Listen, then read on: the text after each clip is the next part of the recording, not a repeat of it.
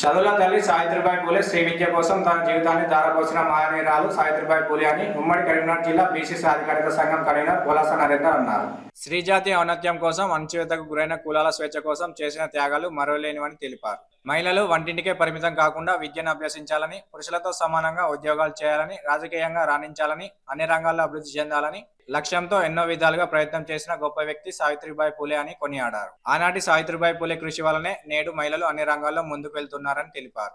కార్యక్రమంలో బీసీ సాధికారిత సంఘం అధ్యక్షులు తూపుకారి సత్తయ్య, ప్రధాన కార్యదర్శులు ఇల్లందుల వెంకటేష్, కౌన్సిలర్ మారం కుమార్, కొండ కనకయ్య, కొండ నరసయ్య, సంఘం నాయకులు గోపు బాలరాజు, కనపర్తి సుధాకర్, మైలారం రాము, రామస్వామి, కుంభం రవీందర్, మ్యాన రాజేష్, చేను ఏలపతి, ఉయ్యాల భూమయ్య, మంతెన దుర్గేష్, బురుగుపల్లి రామస్వామి, సంఘం సభ్యులు పాల్గొన్నారు. మా బీసీ మిత్రులందరూ, నా బీసీ కుల బంధువులందరూ ఆధ్వర్యంలో ఈరోజు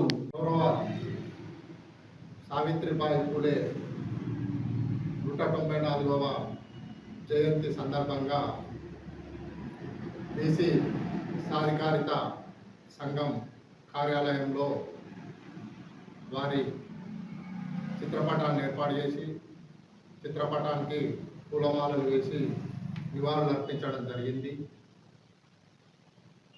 సావిత్రిబాయి పూలే గారు గొప్ప విద్యావంతులు, మేధావులు, భారతదేశంలోనే మొట్టమొదటి మహిళా ఉపాధ్యాయురాలు.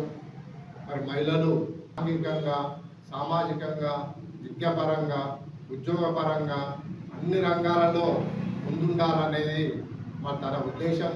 తన కృషి వల్లనే ఈరోజు మరి బలహీన వర్గాలకు, ముఖ్యంగా బీసీ వర్గాలకు మరి రిజర్వేషన్ల ఏర్పాటు చేయడం జరిగింది.